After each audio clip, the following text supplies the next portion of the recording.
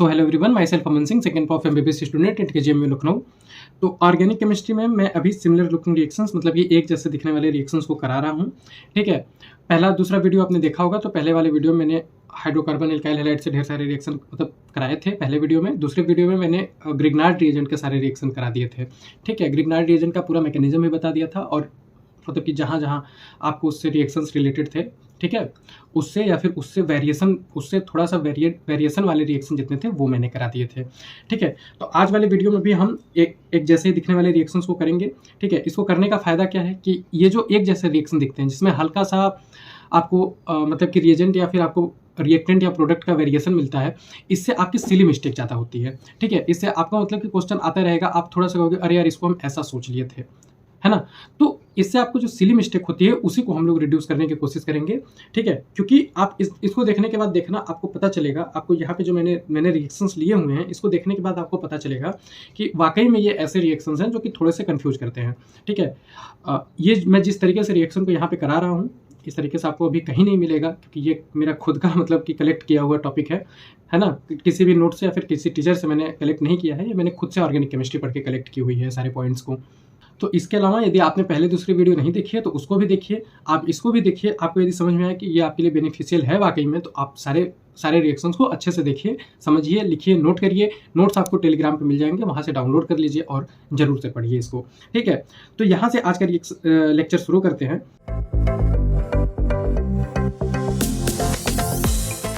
तो सबसे पहले मैं यहाँ पे लिया हूँ, आपके पास फेनॉल है। फेनॉल में आप सोडियम मेटल डाल रहे हो या फिर सोडियम हाइड्रोक्साइड डाल रहे हो। ठीक है, हल्का वेरिएशन है, सोडियम मेटल या फिर सोडियम हाइड्रोक्साइड। ठीक है, तो आप इसको यदि मैं जैसे पढ़ रहा हूँ, मैं तो आपके सामने साफ साफ पढ़ रहा हूँ, sodium metal, sodium hydroxide, base है, मेटल है। तो अभी तो आप प्रेडिक्ट कर पाओगे कि हाँ, मेटल एसिड के साथ रिएक्ट करके क्या देता है, मेटल एसिड के साथ रिएक्ट करके साल्ट देता है। ठीक है, लेकिन जल्दीबाजी में आप इसमें गलती ना करो, इसीलिए इस रिएक्शन को, इस टाइप के रिएक्शंस को मैं यहाँ पे कवर कर रहा हूँ।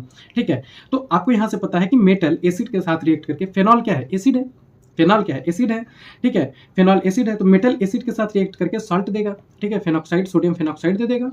ठीक है, और यदि आप फेनॉल को, मतलब कि फेनॉल को आप NaOH से रिएक्ट कराते हो जो कि बेस है, तो यहाँ पे एसिड बेस का रिएक्शन होगा, और आपको यहाँ पे भी एसिड बेस के रिएक्शन से क्या मिलता है, साल्ट मिलता है। ठीक है, तो आप इसमें कंफ्यूज बिल्कुल मत होना।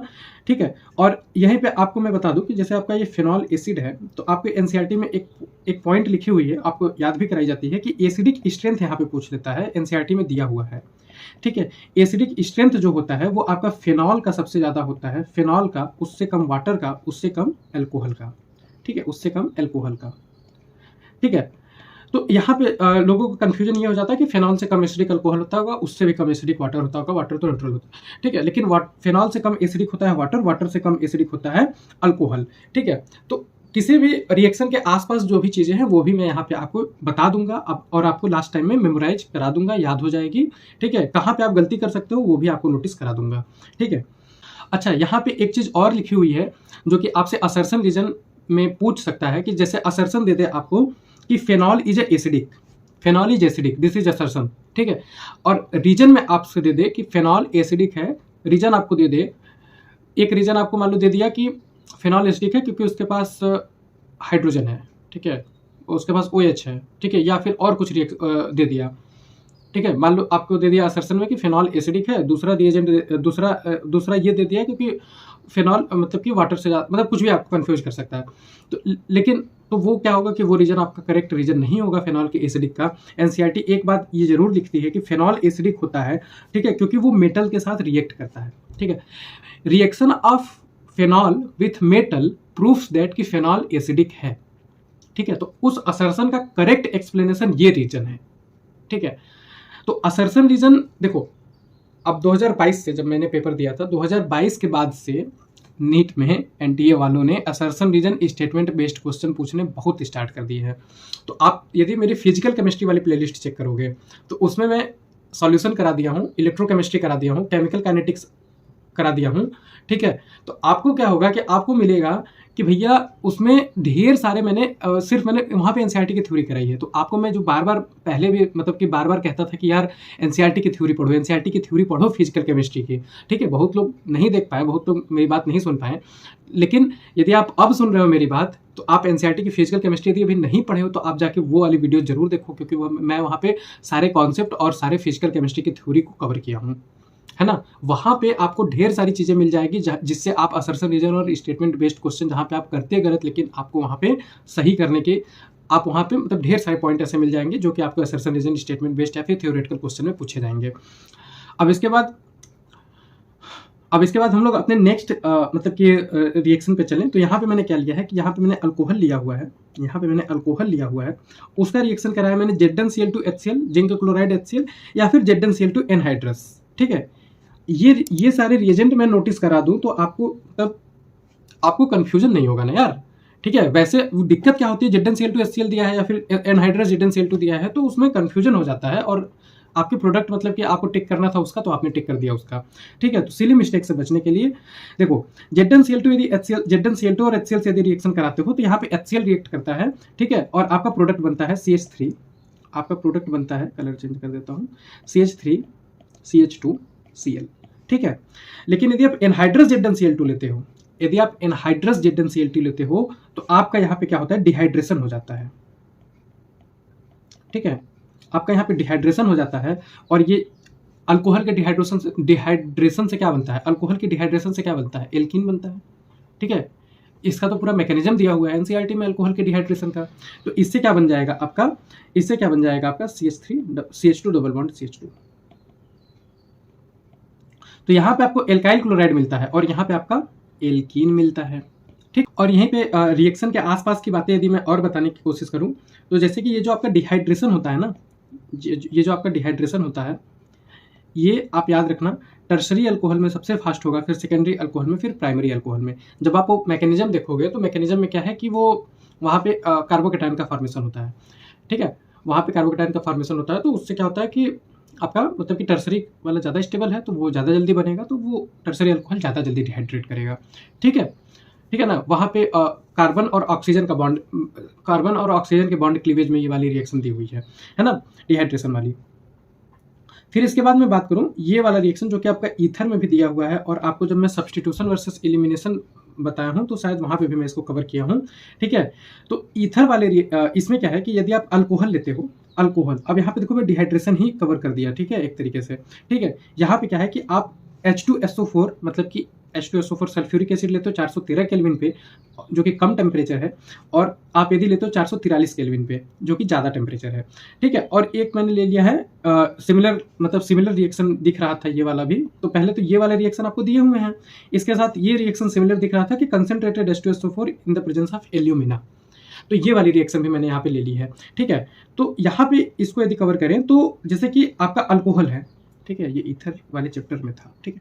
जैसे कि मान लो आपका अल्कोहल है, ठीक है? जैसे कि मान लो आपका अल्कोहल है, तो अल्कोहल में यदि आप H2SO4 लेते हो 413 केल्विन पे, तो अल्कोहल में देखो सब्स्टिट्यूशन वर्सेस एलिमिनेशन वाली जो मैंने लेक्चर बनाई है, जिसमें कि मैंने बताया है आपको कि मतलब कि जो मैंने लेक्चर बनाया उसमें बताया कि मतलब कि लो टेम्परेचर पे सब्स्टिट्यूशन होता है और हाई टेम्परेचर पे एलिमिनेशन होता है, ये मैंने बहुत अच्छे से बताई है। वहाँ पे मैं ये सारी चीज़ें क्लियर कर दिया हूँ कि कब आपको SN1 के थ्रू प्रोसीड करना है, कब आपको SN2 के थ्रू करना है, कब आपको E1 के थ्रू करना है, कब आपको E2 के थ्रू करना है, बल्कि बेस होगा तो क्या करेंगे, इसका मैंने एक आपको क्लियर कट आइडिया दिया है, और एल्काइल हैलाइड के सब्स्टिट्यूशन और एलिमिनेशन को काफ़ी अच्छे से वहाँ पे एक्सप्लेन किया है। छोटी सी 30 मिनट की वीडियो होगी, तो उसको एक बार चेक करो, ठीक है? अभी मैं फिलहाल आपको बता दूं कि लो टेम्परेचर पे सब्स्टिट्यूशन होता है और हाई टेम्परेचर पे एलिमिनेशन होता है, ठीक है? तो ये देखो ये लो टेम्परेचर है, तो यहाँ पे क्या होगा, यहाँ पे सब्स्टिट्यूशन होगा और यहाँ पे ईथर बनेगा, ठीक है? क्या बनेगा, CH3 CH2, ठीक है? ऐसे ऐसे दो मॉलिक्यूल हो जाएंगे, तो यहाँ से OH निकल जाएगा और बनेगा क्या, फिर यहाँ पे वापस से CH2 CH3, ठीक है? या आपका क्या बनेगा यहाँ पे ईथर, और ये हो क्या रहा है, ये सब्स्टिट्यूशन हो रहा है, ठीक है? अच्छा, मैं यहाँ पे एक चीज़ आपको बताऊं कि जो ईथर वाला चैप्टर है ना, ईथर वाले में सारे रिएक्शन SN2 है, ठीक है? मतलब जो विलियमसन सिंथेसिस है और उसके बाद जो ये अल्कोहल से है प्रिपरेशन ईथर का, ये सारे SN2 हैं, तो इसीलिए आप जब ईथर अब आज के बाद कभी मतलब आप पढ़े होगे या फिर अभी आप रिवाइज करोगे ना, तो आपको पता चलेगा, रियलाइज होगा कि एसेंट, जब आपको यही पता चल गया कि एसेंट है तो स्टेरिक हिंड्रेंस वाला फैक्टर लगेगा हर जगह, तो आपको आसानी हो जाएगी ईथर के प्रोडक्ट बनाने में। ठीक है, यदि आप कहोगे तो ईथर वाली भी मैं एक वीडियो बना दूंगा ईथर पे स्पेशली। ठीक है, देखो अल्कोहल में यदि आप हाई टेम्परेचर लेते हो तो इलिमिनेशन होगा, अल्कोहल पे यदि आप हाई टेम्परेचर लेते हो तो इलिमिनेशन होगा।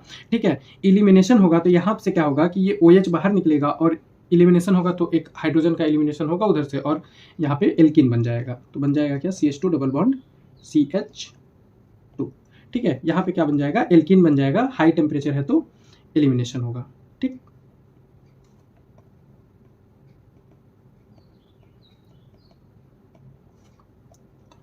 ठीक है।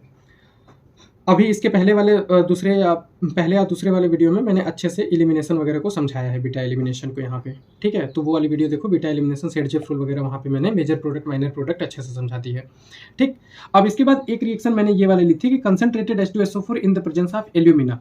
ठीक है, तो concentrated H2SO4 in the presence of alumina, आप यदि इससे रिएक्शन कराते हो तो एल्यूमिना है तो ये क्या कराएगा, आपका डिहाइड्रेटिंग एजेंट है तो ये आपका डिहाइड्रेशन कराएगा।